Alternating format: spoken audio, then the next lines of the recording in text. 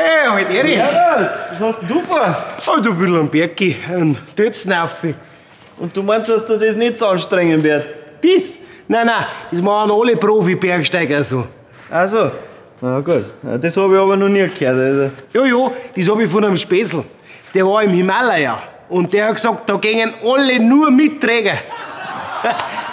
Hab ich Eri. Viel Spaß, servus.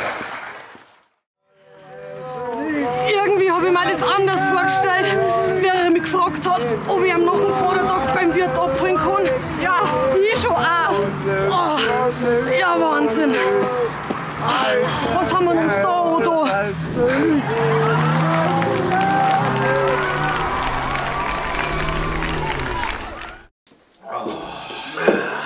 Sag mal, zum Vatertag eigentlich dicht. Jawohl, dicht! Hey, das ist ernst. Ernst? Hab ich dir bin der Tom. Nur jetzt. Deppen. Konzentration. Jawohl, Kontraktion. Jetzt. Ein Vatertagsgedicht. Du bist bei uns der Mann im Haus. Und der muss auch ab und zu mal raus. Ein Fassel Bier, ein paar Spätzl zum Lachen. Mehr braucht's dazu nicht. Hey Alter, lass mal wieder richtig krachen. Prost!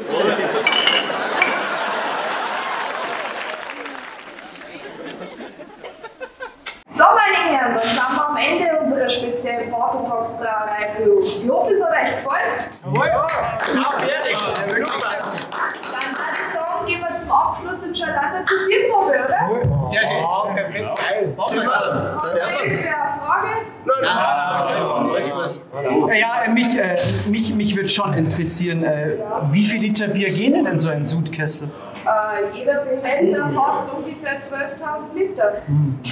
Okay, gut. Und wie viel Liter Bierausstoß hatte denn die Brauerei letztes Jahr? Im Jahr 2021 waren es trotz Corona ca. 70.000 Hektoliter. Und wo sind Ihre Hauptabsatzgebiete?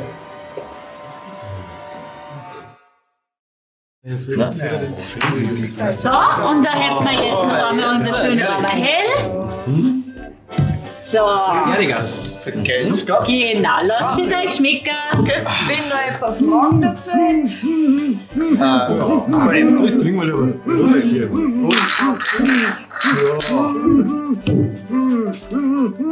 Also Wahnsinn. Das ist so viel. Bayern Comedy wird unterstützt durch die private Landbrauerei Schönraum.